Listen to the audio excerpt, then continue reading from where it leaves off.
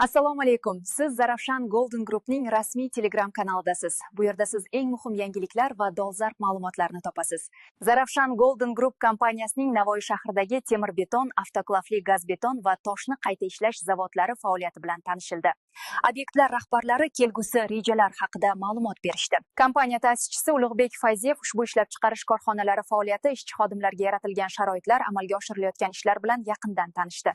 Bugungi kunda yurtimiz bo'ylab amalga oshirilayotgan bunyodkorlik ishlari va zamonaviy qurilish obyektlarining ko'payishi natijasida sifatli qurilish materiallariga talab ortmoqda.